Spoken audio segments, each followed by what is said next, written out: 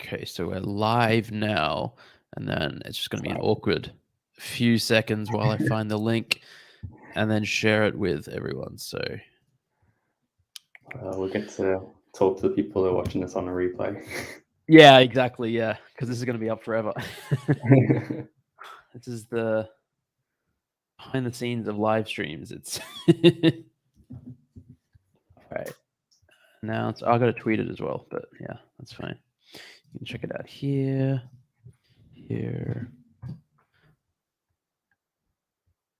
and there, and Twitter. So where do people ask the questions? Because I'll try and keep an eye on it as well, because I think there's a few. So it'll be in the VC text channel in the 333, but also in ZenAcademy, I created a thread just off the general chat. Yeah. Okay, let me pull that up.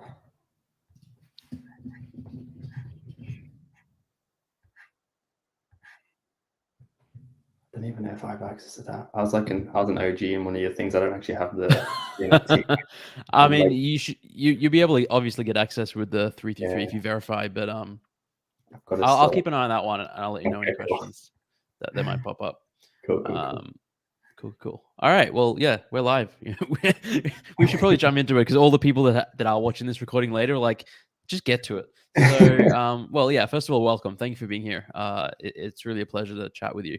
And yeah, I'd love if you could give me and people watching, listening, a bit of your background on like, what is iGenEntrepreneur? What is your history in like prior to crypto and NFTs, and then maybe how you got into this whole space. Yeah, cool. Try and keep it short and Swedish. It kind of goes back though when I was around 11. Like I've always sort of found ways to make money, and I ran a secondhand shop in my primary school. So that's sort of 11 for people who are all over the world. And yeah, from there, like playing games like RuneScape and online poker and things like that, like botting stuff for virtual currency and RuneScape and selling that and all these kind of things really. And then I managed to get into the Uni of Leeds, studying accounting and finance. Went through the first year, had a hell of a lot of fun and really enjoyed that. And then you get a pretty long summer. So during that summer, I ended up starting an Amazon business, Amazon arbitrage. And in the second year of university, I dropped out to do that full time. And then it really just scaled from there. So by the time COVID came around, sort of March 2020, I pretty much got the business to the stage it was making around 5 figures profit a month. And I had virtual assistants based in the Philippines, which is something I think we'll chat about. And using things like that, I pretty much generated this in maybe an hour or two a week. And so from there, I was like, well, there's this lockdown. I'm like, what do I do now? So I ended up actually basically creating what I call a blueprint, which is sort of like a training program. But it's like video training with group calls and accountability and all this sort of stuff, just to wrap that Amazon training into sort of one thing. I learned how to do sort of sales, marketing, delivery, went through all of that, sort of just chatted to a hell of a lot of people, which sounds like you're probably doing now, just getting to meet a load of people, built that up. And then, yeah, around sort of May last year was the first time I paid attention to anyone talking about crypto. I've heard about it before then. And I think I saw Alex Becky's also sort of entrepreneur space mentioning, I think it was Doge Pound was the first sort of glimpse I got of it. And then from there, I bought my first NFT August. And it's actually got pretty lucky. One of my first mints were only force, so that was pretty good.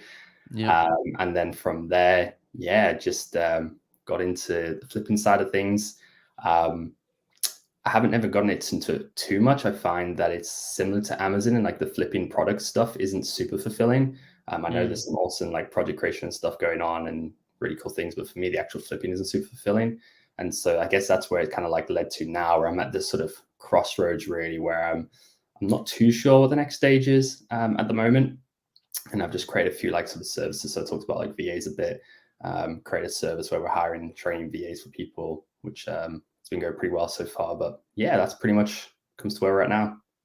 Yeah. What? I actually don't know this. What exactly is the Amazon arbitrage business? So like you would find things elsewhere and resell them on Amazon, or how did it work?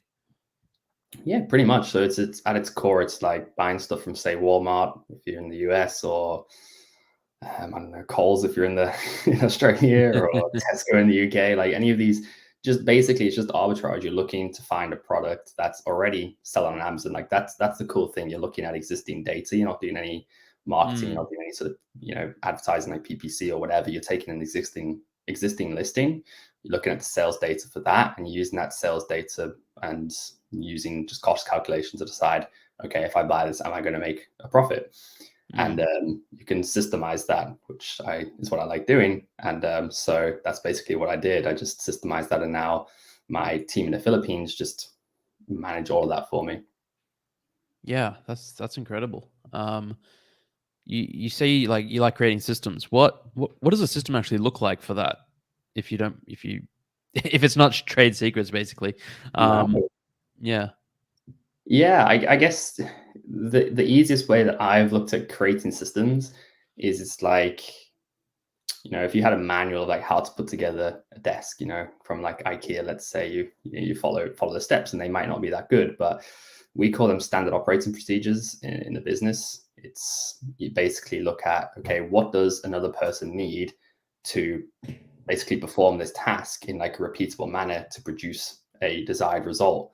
That's probably overcomplicating it. Like you can literally get a piece of screen recording software, like something like Loom or Screencast-O-Matic, and literally like record you doing the task. This is how I delegate the stuff. Record you doing the task, go to your virtual assistant or team member, whatever, and go, okay, produce an SOP for this. That's to kind of check their understanding. So they're basically typing out like the step-by-steps, pulling any resources that's needed, and then potentially like completing that task as sort of like a run through. You can then check the results, check their understanding, and then off to the races. Maybe that then starts to tie in. Like, for example, I have my team members, they might have like a daily tasks. They'll have like just a document of like, okay, these are the systems they're performing daily with like, what's the output of that? So let's say, for example, in the Amazon businesses, maybe like the number of deals sourced or the number of, or the amount of money spent on those deals. And you can start to build up like a report and I sort of look at it like fitting the jigsaw pieces together, if that makes sense. Yeah, that's super fascinating. And I mean, I can already see in my mind how that you can apply that to sort of crypto and NFTs. But in your experience, how have you taken that sort of mindset and that systems approach to the NFT space? And what systems have you implemented? Probably not as well as I would like to. Whilst I don't know if it was in line to get this hoodie, or if it was in line to get the wristbands for the yacht party. But one example I remember is, do you remember the fluffy polar bears, like the ones that minted as an ERC 1155, and then you had to convert it into the 721? I think so, yeah. Long story short, I was waiting in the line longer than I sort of expected. Well, I kind of forgot, and so I missed the boat on the converting them over to the 721, and I lost like an ETH and a half. But it's So I got caught up in the mania a bit to start, really. But now I think in terms of systems, it's having, like, even for example, this is a super easy system, but it's kind of piquing my involvement in the NFT space at the moment. I'm not doing a huge amount, but I literally just log into Discord each day. I will check 333 and Metaverse HQ, which is another sort of alpha channel I'm in. I'll check the giveaways, I'll like enter them, and then I'll check like, have I won anything? And then I just literally have a document of like the project, mint date, if it's sort of available, like, do I still need to submit my wallet or not? And then I literally like go and, for example, there's a project yesterday, I can't remember what it was called, but I made like 150 quid in the space of 10-15 minutes, which isn't anything massive, but to click a few buttons, like that is pretty good. It's it's easy to kind of buy these projects and like buy, but then that's mentally taxing. Like, okay, what's the project doing? Do I have to claim, like, for example, Lost Boys recently, which was one of the first projects I got into, they had like a free minute of Lost Girls. It's all these things that are just like mentally draining. And that's what I'm trying to reduce at the moment. If I can like get in on a project and get out within 10-15 minutes and make some money, it's like happy days. And that's just an example of one system. Yeah, I think that's just so smart. Like, for me, and I think a lot of people who've been in the space for a while, as you just get into more projects, it just becomes mentally draining trying to stay on top of them all, to the point like I was getting really burnt out in July, August last year, certainly September, October, when I was like, all right, I got to go through and I just got to list so many NFTs for sale. I just got to get out. And I never could. I never really got to that point. I would sell some, and then I was like, well, let me just hold on to a couple just in case it moons.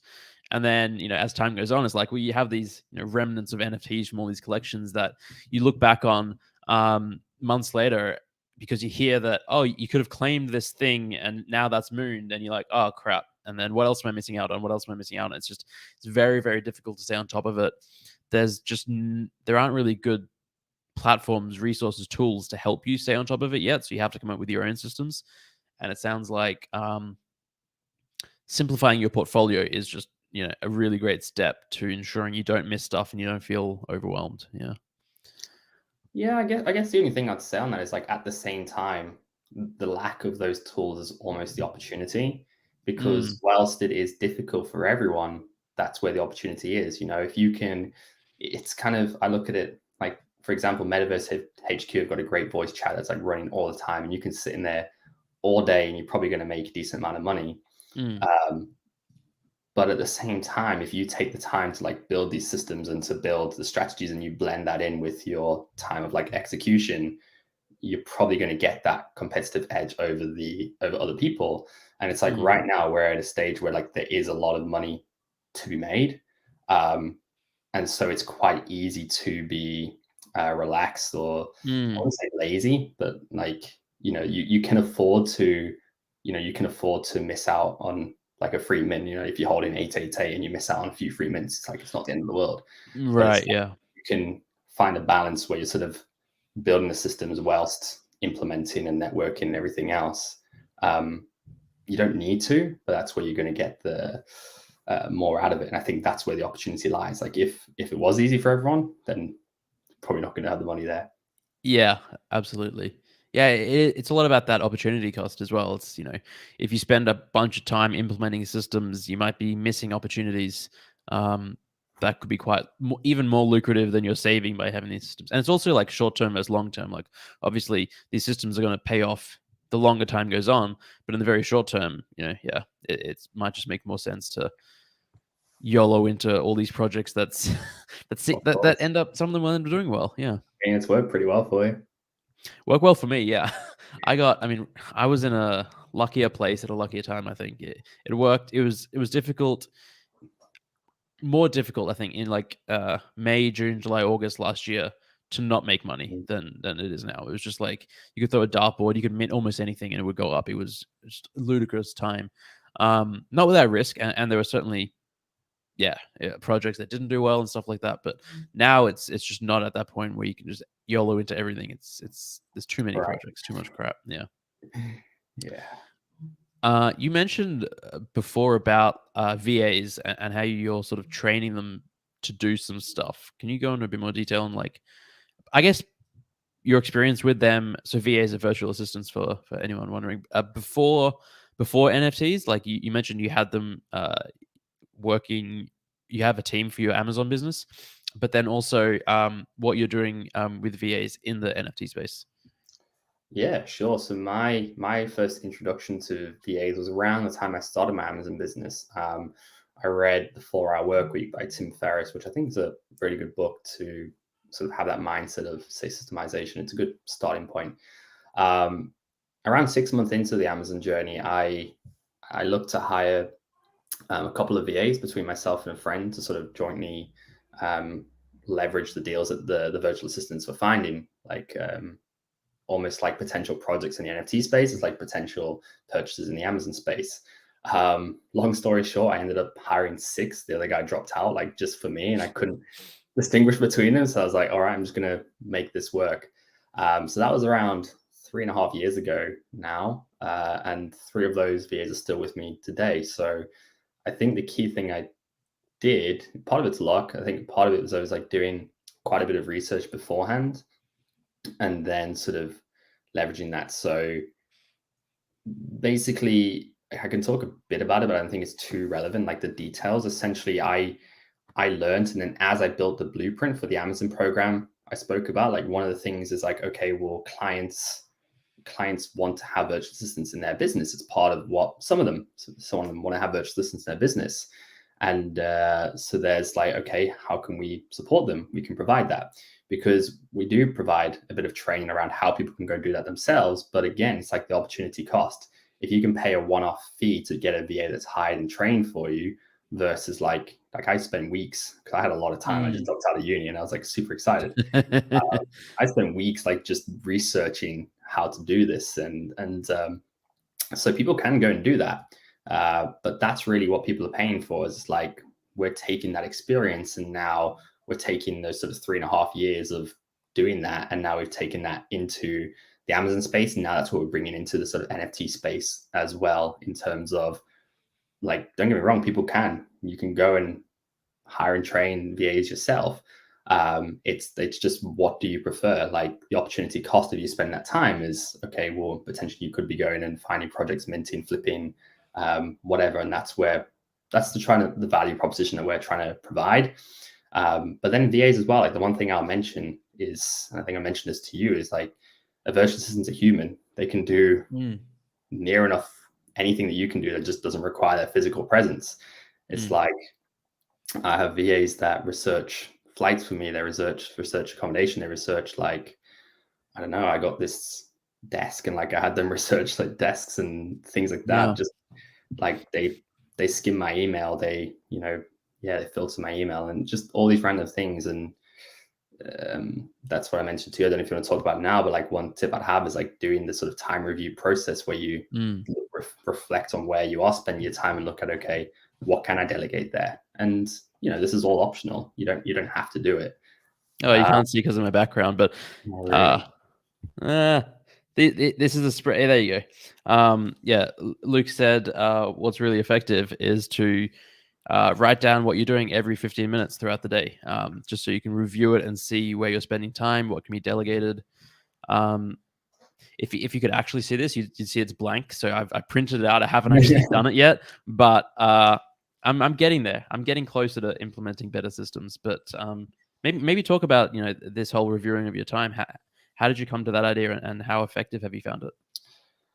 I can't remember how I came about it. I'm not sure if it's something I just thought of doing, or if there's one friend of mine in the Amazon space who's helped me quite a bit. He might have suggested it. Like he was quite high up in Revolut. I don't know if that's a global brand, but it's a brand of sort of chain of restaurant bars here in the UK. Anyway, the idea behind the time review is there's multiple benefits to it, I find. So essentially, you can take this process and make it your own. But essentially what I do is I just have, like a piece of paper that I printed off that has like basically 9 a.m., 9:15 and so on throughout the day. It can be Monday to Sunday, whatever you want to do. The idea is that you're just completing like every 15 minutes, or say you're in a meeting for that like hour and a half, you're just saying, okay, this is what I was doing, and you write that down. And then at the end of the week, you review that, and you can start to like really reflect on like, where are you spending your time? And does that align with where you want to be spending your time? And also it can be pretty surprising, like the amount of sort of black holes you can go on, especially in the NFT space. And that's part of the benefit as well, is like, as you are doing it, you really start to question where you are, like what you're doing and why. Like it does kind of hold you accountable just by doing that process. So I really do recommend like trying it out to anyone watching, like even if you don't have virtual assistants, if you don't want to get it, just to reflect on it yourself, because you might look at like, like it's kind of, if you look at on an iPhone or whatever, if you look at the screen time app, like how many times you just pick up your phone, or time you're spending on different apps or whatever. It's not necessarily good or bad, but like when you look at that, you can start to reflect and actually align with the truth of what's really going on. Yeah, no, I think it's such a simple but powerful thing to do in terms of figuring out where you're spending your time, because it's just so easy to get lost down a rabbit hole and like, all right, 40 minutes just passed scrolling Twitter or checking floor prices on OpenSea or this, that, and the other. And there's certainly more productive things we can be doing with our time. You mentioned that you're Well, actually, let's take it. How do you find your VAs in the first place? So how did you find the first VAs, and now how do you find VAs? Yeah, so we mainly use site onlinejobs.ph. There's quite a few options. What's the other one called? I can't remember the name now. I've gone blank. But yeah, onlinejobs.ph is the one we've had the most success with. We now, one of my team actually, so one of the VAs I hired around probably just over 2 years ago, he actually now does all the hiring for me. So he's in like, he's found like Facebook groups where people in the Philippines are, sort of trying to get hired like through networks. Now we've hired so many VAs that we start to build these networks. And really the biggest tip I'd have is, if you are going to go and hire yourself, is to just put the time in beforehand. Because if you put a job post out and say onlinejobs.ph and you get 250 applications back, which is what I had the first time around, you want to have systems in place. So for example, in the job post, we had like put the word yellow or something as the job title. So straight away you can start filtering out there. But what we learned actually in the future was we actually just put a Google form in the ad, and then we filtered out through the Google form. So we had a video in the Google form, for example, like in the video would say, okay, to demonstrate that you're watching the video, like put the word ape in your answer for what's your favorite animal, cats or dogs.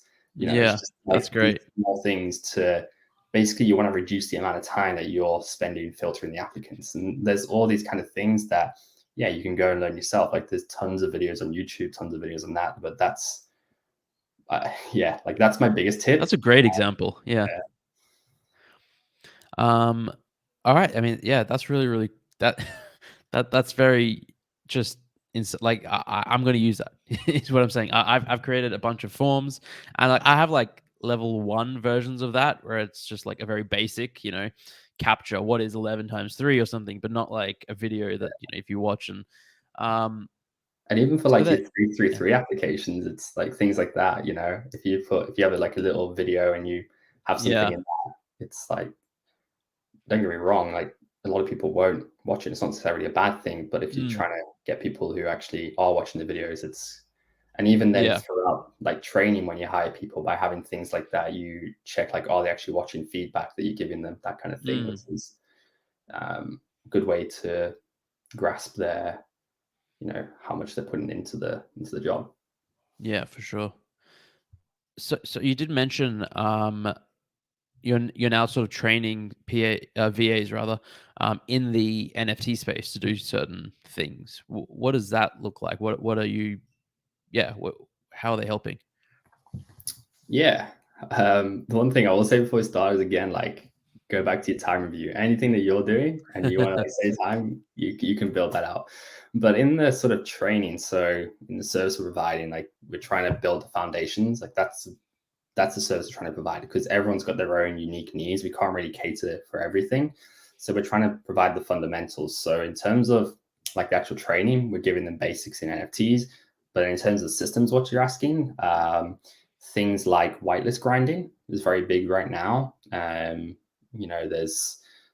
are giveaways like in 333 and ZenAcademy, but there's also, whitelist grinding. We've all seen it. And it was funny, I was speaking to someone who's part of a project who had a bit of a rude awakening when he realized that all these people engaging in his server were actually from the Philippines and just not actually that excited in the project as he managed. So there's things like whitelist grinding, which is big, and then even in there, it's like, okay, setting up multiple Discords, setting up multiple Twitters, setting up all these kind of things and managing that.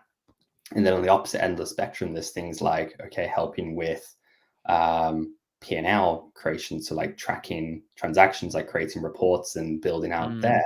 You might have like project management. So we did mention this as a problem, say you do hold, I haven't really followed 888, but I'm assuming it's still the same, 888 in a circle. It's like, if you have that and they're like, oh, okay, this free mint is coming up.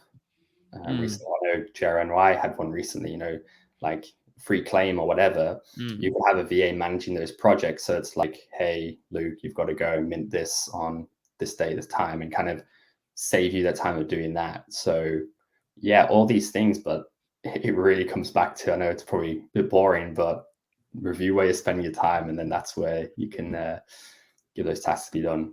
But project management's big. Yeah. No, I mean, it makes total sense but you sort of mentioned stuff that I hadn't really considered getting help with. I think especially like the P&L stuff, like to me, that was always just like, I'll track that myself, or I'll use some software to track it partially, but there's certainly, it could be tracked better basically. And that's definitely something that could be outsourced or you get help with, especially when it comes to tax as well. I think a lot of people, especially in America, are going through tax season right now and talking about taking days to, and obviously you want to ensure that, when it comes to your tax, everything is very, very legit and confirmed, but there's some basic data entry and gathering stuff that I think you can probably outsource. Yeah. And even if you could save like 10, 20 hours or whatever, it's a week, like doing that, like just as you said, that initial data gathering where you can then have processes in place to like do spot checks, or even if you are checking the data, it's like just having that initial gathering. And even for like project sourcing, I mean, like actually the VA going out and like finding potential projects to mint and like gathering data, like, okay, this project has the owner or the founders, have they created another project before? Because, if you've got, let's say, Bored Ape Yacht Club as an obvious extreme example, when they're bringing Mutinate Yacht Club out, well, the success is built on the fact that Bored Ape Yacht Club is what it is. If you just looked at it, what the fuck's Mutinate Yacht Club? This kind of looks cool, but it's obvious. But like when you're looking at unknown projects and you can see those things, or like Boss Beauty, when you're looking at that team, that's like an amazing team, and you're like, they can do that research and actually bring all that information to you. So like you can then, save a few hours of that initial sort of data gathering, like all that kind of stuff's huge. Yeah, 100%. Have you worked much with like on the project founder side of thing, or have you thought much about maybe some of the systems or like the way projects are run and ways that they can be improved? Because, a lot of these NFT projects, they're basically like they're startups or they're little small businesses. And in many, many instances, they're founded by people who don't have experience running businesses, and they're just sort of, figuring things out, myself included. Like, I'm figuring out ZenAcademy as I go along and trying to implement, iterate and, put together systems and stuff to be better at running it. But have you sort of, again, worked with anyone in that capacity, or is there anything you see that you think, people could be doing better? Yeah, I think we could talk about that for hours. I think the one key thing, which is something you have banged on about, I know, but I will like mention it, is having that powerful why. Like, why are you doing the project? And just being prepared, because I think we had this discussion. It's like, it's not just building up for the mint and then like, okay, sweet, we can all go on like holidays now for weeks. It's not, because that's, to me, if you're building an ethical project, well, it depends what it is, like, but in general, most of these projects, you're building something that's going to be around for a while. It's not like these NFTs are you buy an NFT that's a one-time use for some conference and then it's done. A lot of these projects are kind of implying that it's like a lifetime type thing potentially, and I think as you're open in the sense that this is what it is. It's going to last as long as it does. And so I think having that thought around, okay, cool, like it is super appealing to start a project and to get people and build a community, like that appeals to a hell of a lot of people. But just reflecting on like, okay, yeah, what is the longer term goal? Like, why am I doing this? And really asking that question and getting clear on it, because business is not easy, like, and it gets boring after a while. It's, you get that kind of honeymoon stage, you get the building stage, but whenever there's building, problems will arise. You don't get benefits without drawbacks. At least that's my belief. And as you start to scale, you look at, like, let's say my Amazon business, like the first year and a half, all good. And then suddenly tax comes along. You got to prepare accounts, you got to prepare all these kind of things. And that's where, like, the initial sort of hustle and grind of just getting anything done, like not having sort of things like the record keeping in place systems and building solid foundations for a team. It's almost like, the way I'd put it is, if you're building a skyscraper, initially it's going to be fine as it starts getting bigger, but if it's built on really poor foundations, it's going to get to a point where it starts collapsing. And you have the opportunity to solidify those foundations down the line. But I think coming into it with just the powerful of like, why am I doing this? And buying into the future of like, okay, well, what's going to happen if let's say we do sell out? Like, what is the plan then? And are you bought into that? Not just like the initial mint and the grind there. So I think that's probably the biggest thing. But then in terms of projects, like this is one where probably a bit more up for debate. But the thing that I look at is like, why an NFT? And so what I mean by that is like, why does it make sense for your project to be an NFT? And I guess the one argument was like, well, does it matter like if it's an NFT or not? And I guess you can answer that.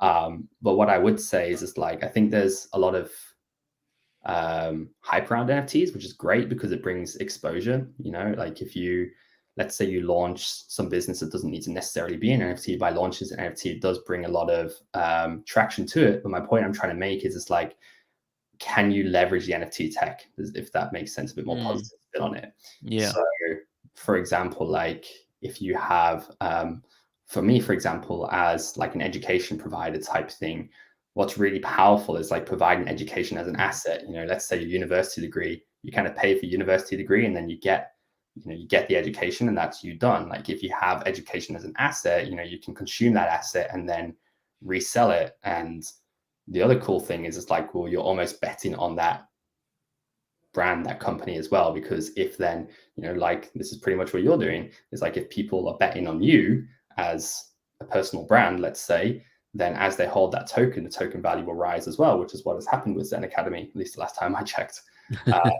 So I think that's pretty powerful. But in terms of answering the question, what do I think project owners can do better?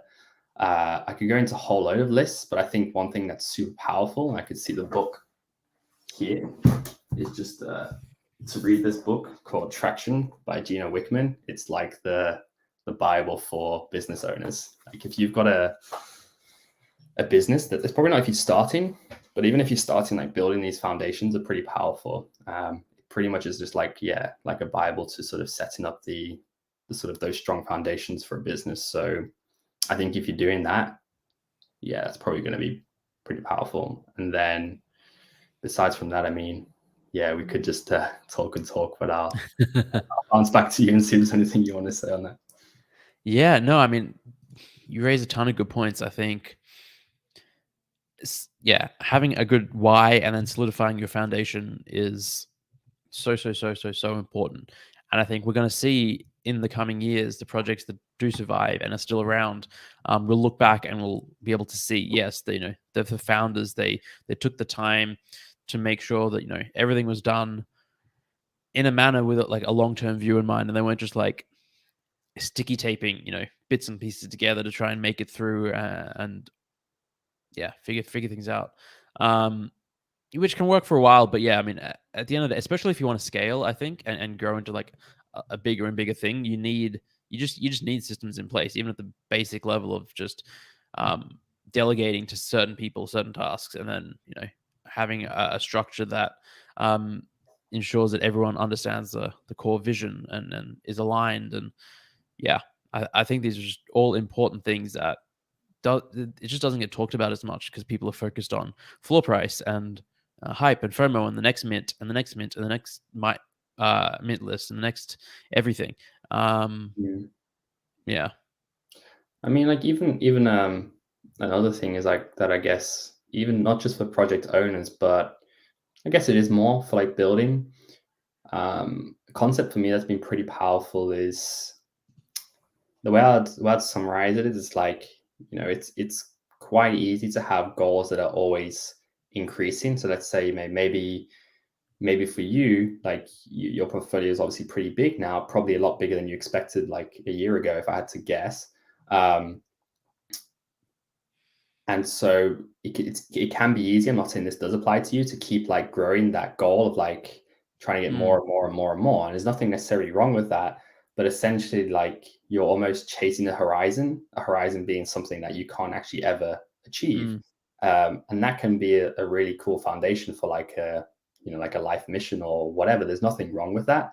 But what I see with a lot of people that I've worked with, or even just other people in the Amazon space that I've bumped into, and in general, is that people are very good at like chasing. But if you're chasing a horizon, like you're never going to be fulfilled because you're always looking at like something that you don't have. And so one thing I think is key is like actually taking time to like look back at like down the mountain at how far you've actually come, and doing that on like a daily basis. Like I journal every morning, and one thing I do is like, what are 10 wins from the day before? And like sometimes I'll spend more time just reflecting like, okay, what have I achieved? Because it's very easy to lose sight on that. And kind of linked to that is setting clear priorities. So for example, like if you are a project owner, it's like, so for example, during the stage, it might be your goal might just be to mint out. Like that might be the primary focus. So then like trying to break, at least for me, like break that down. Like, okay, let's say, for example, you say then, okay, you want X amount of people in Discord. It's like there are obviously other factors, but that might be a key thing. And you might go, okay, well, to do that, we're going to host 3 Twitter spaces this week, and we're going to get on 3 other Twitter spaces this week. And like having these kind of key priorities that are really going to move the needle and actually get you back to your goal. And you can go and sit at the end of the week and reflect. Like I literally have a meeting with myself every Sunday where I reflect on the priorities and go, okay, these are the things we wanted to achieve. This is what we actually achieved. Like you can use that. 1, it's powerful to reflect on that, and 2, like just to actually track how you are going towards the goal. Like that's where progress is made, because at the end of the day, like people do overestimate what they can achieve in hours, days, and they really underestimate what they can achieve in months, years, that kind of thing. So I think that's pretty impressive. Yeah, no, I think that's absolutely correct. A lot of what it sounds like a lot of what you're talking about is really like personal development stuff and like self-reflection and looking at what you've done and how you can do it better, basically, or how you can be, everyone always says, don't compare yourself to other people, just compare yourself to who you were yesterday. And I think that's just like, obviously just a really good way to approach life. And it's all well and good to say that, but then how do you actually do that? You journal, you have these weekly meetings, you track your time. You actually have to put some systems in place to improve. Yeah, I mean, just speaking from experience again, this is stuff that I've known, and there have been points in my life where I have journaled all the time. I have, really just tracked metrics and improved. And it's very clear that I was improving a lot during those times. And then there's been extended periods where, again, I knew that I should be doing that, and that I knew that I shouldn't compare myself to others. I should compare myself yesterday, but I wasn't actively doing anything to help on that front, and I just sort of like trended sideways, basically. And I think that that's a state that a lot of people find themselves in. Yeah, no, 100%. I do just want to mention, I don't know if you can see the comments. It's like a couple of people have asked, do we read the chat? It's like, yeah, I'm kind of paying attention, but I haven't seen too much. A couple of people have mentioned like someone here for the NFT alpha. I don't know if that's complaining that we're not talking about it, but the only thing I would say is like, this is part of the paradox in my mind, is that when you can take a step back to sharpen the axe, so to speak, the analogy is that if you have a blunt axe and you swing in hard all day and you might chop down 2 trees, you take a bit of time to sharpen the axe, then it might take you a couple of hours, but then you're chopping down 5 trees a day. I'm not saying that is the case. Dickens ass. Sorry for the pronunciation. But if that is the case, that's kind of what we're trying to cover here. Yeah, I love that analogy. We're trying to sharpen the axes. Yeah, no, I'm just reading the chat. If anyone does have questions, feel free to pop them into chat as well.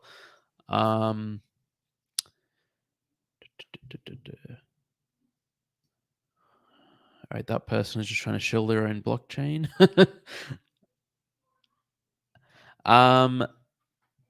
So what other systems do you sort of have in place to talk us through some of your systems? So I think, I mean, that sounds I would be curious, because this is a case of, I don't know, I don't know what I don't know, basically. Like, I'm sure that there's stuff that you know and that you're doing, but I can't really ask specifically because Yeah. No, I get that. I'm trying to think. So I'd say a big one is on like finances. Breakthrough I had was again another book that will be here. This one.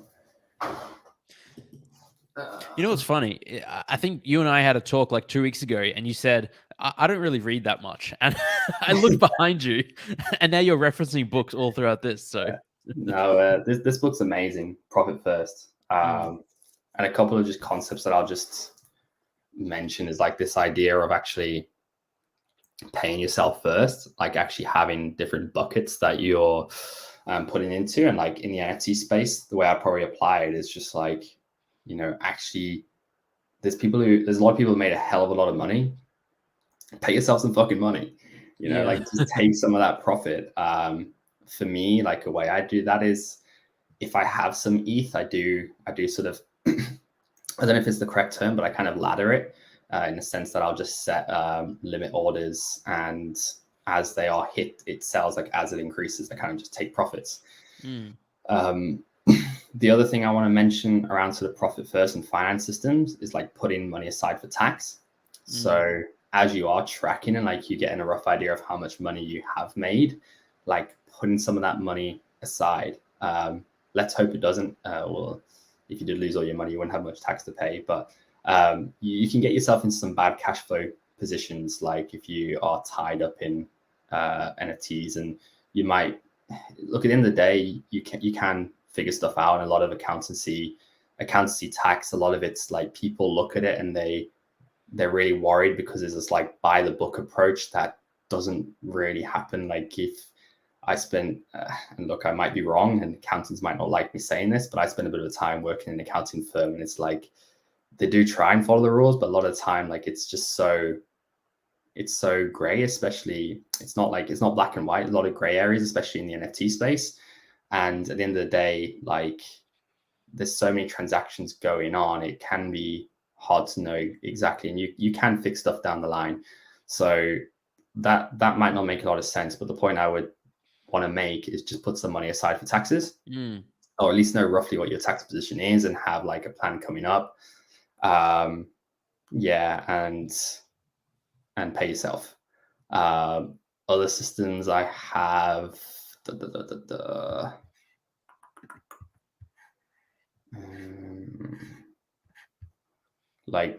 terms of stuff I delegate. So as I mentioned, emails and generally messages. So more of like a personal boundary. The only notifications I receive are for WhatsApp text and phone calls. I don't get any Discord notifications. I don't get any email. I don't get any Facebook, Twitter, anything. Now that's my personal preference, but to me, like I don't find it worthwhile to be like, I would rather miss out on something time sensitive like a stealth mint than like have all my notifications on. Like if I go into this is the whole point. Like if I choose to be in the space and like I jump into like a voice chat where there's alpha, fine, but I don't want that stuff like coming to me all the time. So for me, that's a big thing. And like within that system, well, the first thing is not really a system, it's just turning off all those notifications. Within that though, it's like I will have, for example, one of my VAs, my personal assistant, she filters all the emails for me. So she filters all the inboxes, and then I just have one like personal inbox where she'll forward any emails that she thinks that I should be checking that are relevant for me. I just do that. I do that once a day. I check my emails once a day. That's a big one I've found. And then there's lots of things that are just like relevant. So again, not necessarily systems, but actually implementing. We talked about reading, but it's easy to kind of just read and not do anything about it. For example, I'm reading a book called The Chimp Paradox at the moment. Well, I'm actually listening to it. And I have basically two documents. Like one is daily tasks. So each day I just pull it up and it's like literally bullet point of sort of things to do. And like right now I've got part of the thing is like 10-minute reflection on Chimp Paradox book. I'll just set a 10-minute timer and just do that.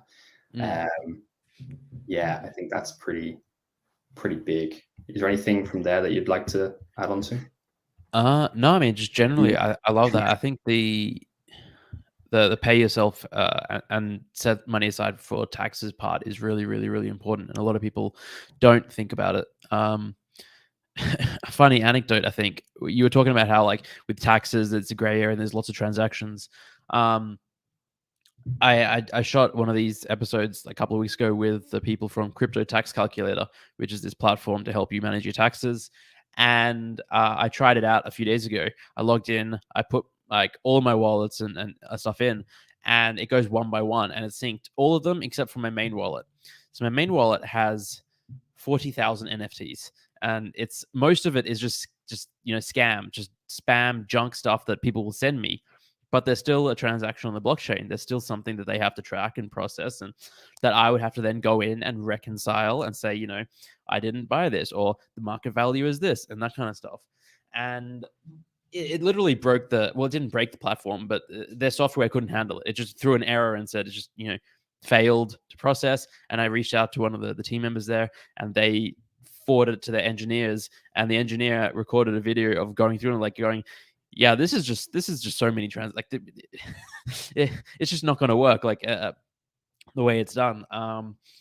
And my response was like, good luck to the tax office as well. If I ever get audited, obviously, I'm paying my taxes and I'm figuring out, to the best of my ability what I owe, and making the best estimates. But there's a certain point where it's just not feasible to manually go through 25,000 transactions that have been spam airdropped to me, and to just sort of like maybe group them together as, and again, maybe there's some accountant out there saying, no, you absolutely have to go through every single one. But I don't know. It's madness. It's all uncharted territory as well. Yeah, I think that's the point I was mentioning. Like, it's really the thing I would say is, it's like, if you're not being ignorant and like you're actually being ethical in the sense that like you're actually going out and trying to understand what you should be doing, and then you're giving your best reasonable effort, I think that's the key. Yeah. Like, it's, yeah, we won't go into it too much, but like, as you said, there's lots of gray areas. Like, I don't know about in other countries, but I know, for example, well, my understanding is in the UK, there's kind of like different boxes. So, for example, they'll look at like your kind of business and what's sort of usual. And it's like, if you're outside of sort of ranges, then yeah. And I think, yeah, I actually watched that recently. There's some great tips from there. It's like, if you get money, like, can you explain like where this is coming from? And like, if you've paid, your taxes on your income and things like that, it's like, well, yeah, cool. But yeah, it is kind of crazy. And I didn't even think about, for the likes of yourself, who are public figures, who just get absolutely spammed a bunch of crap. It's so ridiculous. Like, I'm going to go to my activity tab right now. I get, honestly, like, But on the other side, 20 like, a minute. Yeah. On the flip side, it's like, it's kind of crazy. And I mean, I'm not a developer, so I don't know how easy it is, but the solution I think of straight off is like, well, couldn't OpenSea make it so you have a setting where you can only receive like NFTs from whitelisted addresses, for example. So if someone's like, hey, I want to send you something, you can whitelist the address and receive it. Maybe you still want that off. I don't know. Yeah, unfortunately, that you can't do that. Yeah. Because of the blockchain. Anyone can send it to you. Maybe in the future someone will create like a protocol or a service where you have like your ETH address, which you use, or where you store your NFTs, but then like a more public facing one, and then it like gets filtered through that into your final one. I don't know. It's just, otherwise we just keep making new wallets and it's just like, yeah, okay, that's now my spam wallet. Yeah. That's cool. That's wild. Yeah. I didn't actually have any more questions. I think that, I've learned a bunch already. Like I do every time I talk to you, I think I come away going, I think of something just differently because of how you think of sort of the whole world through systems and processes. And I think that applying that to the NFT space is something that not a lot of people are doing, Was there anything else that you wanted to touch on or cover? Yeah, I'd like to mention briefly the NFT VA stuff that we're doing. I know there is, I don't know if you want to cover it here. There's someone who's mentioned YouTube about a bit of stuff on their marketing campaign. If you want to touch on that, I don't know what it's like for time. Test 1, 2, 3. How to find good promoters. Is it a good idea to buy promos? And some marketing strategies. I mean, my general thoughts are it's not a good idea to buy promoters, at least in the NFT space. What do you think? Yeah, I'd agree. And I think you had, I think it's May in 333. I can't remember. What is it? Curious Addies maybe that came on and like did a really good YouTube video on it. And I think it's for members of 333. So I'd say, whilst it is tough, it sounds like I don't know the scale you're working on, but if you're sort of pretty serious about launching a project, I'm gonna say that the 333 is really the place to be. Like it is. I've been in there for a few months now, or feels like that. And yeah, it's awesome. So that's what I suggest. But on what you've said there, test 1, 2, 3. Yeah, I think it kind of goes back to, you know, if you've got to, like, whenever you're selling something, you're selling them on, you're convincing people that you can provide them a future outcome that they desire. And so if you apply that to the NFT space, realistically, a lot of that is like people are buying because they believe they're going to make money. Like at the end of the day, that's what a lot of it is. So if you have a Discord with 500 members, and like that's all the information I have. I don't have other information there, but you're not really selling people this idea that people are going to then buy and be able to make money from it, because a lot of it is built on momentum. Now that's just general sort of sales principle. Like you apply that to, for example, if I'm on a sales call with someone, or my sales guy is, it's like we are looking at what is a problem we can solve for them, and then showing them, if it's relevant, that we are the people who can provide them with that desired future outcome, which is like solving a pain point or whatever. In the NFT space for projects, it's like, what you could look at it from the project point of view. Okay, what pain point are you solving for people? But unfortunately, maybe not unfortunately, a lot of the space is actually built around this, like, okay, is it going to make me money? And the two go hand in hand, because if you have something awesome and you can then attract like the right people, you know, like I think Curious Addies attracted another project who liked what they were doing, then you're going to start to actually build up traction for it. And so they kind of go hand in hand. So I think, you know, if you've got a solid idea and you put the grind in, then you're going to start getting there. But in the day, you've got to think is like, why is someone going to buy this NFT from me? And in that's where the marketing strategy comes into it, in terms of, I would say, yeah, like go and network and go and try and get on Twitter Spaces and do it that way. Yeah, I mean that's some excellent advice. I think I agree with all of that. It's go on Twitter, do a bunch of Twitter Spaces, reach out to other projects and try and collaborate with them as well. Yeah, it's a grind, certainly. Like there's no two ways about it. It takes a lot of time and effort and grunt work. Yeah. Trying to think the best way to do this, because I've got a bit of like text that I can share just to link. I don't know, maybe just in the replay or whatever. Yeah. Or if I... do you want to share your screen, or do you want to just Yeah, I can share my screen. Share your screen, or if you have text, we can add it in the show notes afterwards. Cool. Yeah, we can do that. That'll probably be the easiest. Yeah.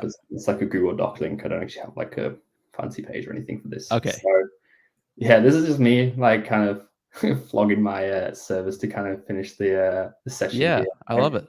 I think it is. Let me have a look. Share screen. Open system preferences.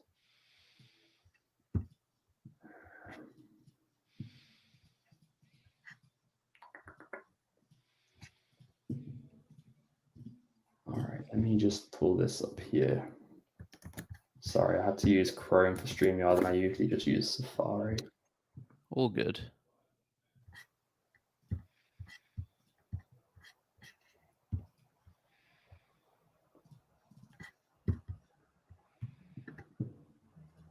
All right, can you see that? Let me add it, and then yes.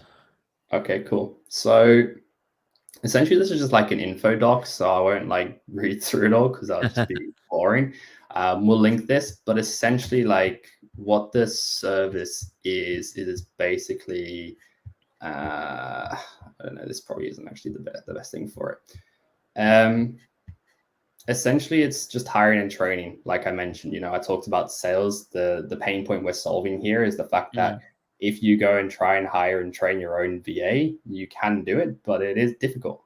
And part of the risk is like you get a bad egg as well. And that's what we're kind of covering here. So we have basically a money back type guarantee, like if there are any issues. And we do the hiring and training, so you don't need to learn how to do all of that. And essentially everything they are trained on is covered in here. If you scroll down, there is a training outline document. There's also a Discord. You can go in and ask any questions you want. If you want to sign up, it is $1,000 to do so. And that's for the hiring and the training. And then everything else in terms of what they are trained on is covered in here. And really, like, the reason why you'd go for something like this is to basically save you time and make you money. The real reason why this whole thing works is because you can basically pay a virtual assistant around $580 a month for full-time work because of the cost of living in the Philippines. It's like geographical arbitrage, which is a good wage for them. And so you think about like, I think it's like $3.50 an hour off the top of my head. And like, it's, even if you can save 5-10 hours a week, it's like, how much is that worth to you?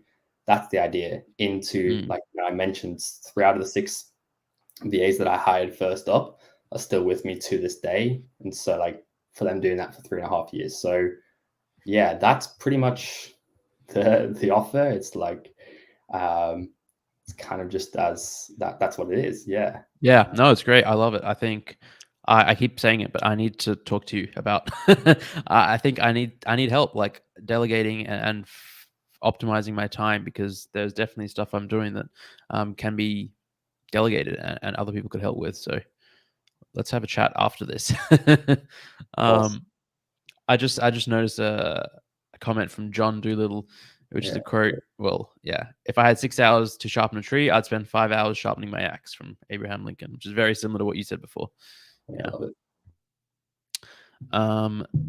it. Dickens has just said, I'd probably jump between Twitter, OpenSea, and Discord for 5.5 hours. Sounds about right. That's the reality. It's like, it's easy to talk about future you. At the end of the day, I don't sit here and 24/7 do time reviews. It's at the end of the day, it's easy every week to not do it, but it's like, it's the small things that are easy to do, easy not to do. And it's about building up. I think the one thing I'll just say to finish up is like, I think Atomic Habits is a good book on this. It's about it's like implementing sort of one thing and like actually doing it and implementing it. And an app that actually goes really well with this is an app called Goalify, because you can put in a goal and it'll keep like asking you to complete the goal for the day, and actually just measuring that you have done it is great for the accountability, but also like the actual feeling of like ticking the thing off for the day. So that's the last tip I'd give. Yeah, no, I love that. I read Atomic Habits a few years ago, and the 6 months after I read it were fantastic, and I implemented all these systems and it was great. And then things fall off, but yeah, I agree, it's a fantastic book. Goalify, I'll have to check that out as well. Cool. Well, thank you so much. This has been really, really, really enlightening. And we'll make sure to post a link to like Google Doc and to the Discord and everything in the show notes below, and to your Twitter and where people can find you. But yeah, thanks so much. Awesome. No, thanks for having me. It's been great chatting about all this stuff. I love it. Yeah, I can tell. And thank you everyone for tuning in. And yeah, this will be available for till the end of time, or till as long as YouTube is around, I think. So if you jumped in halfway through or something, you can always go back and this will be a recording. But cool. Have a nice day, everyone. 3 minutes of us. Yeah, the first couple of minutes we're just fluffing about, and that's as it goes. But all right, let's wrap this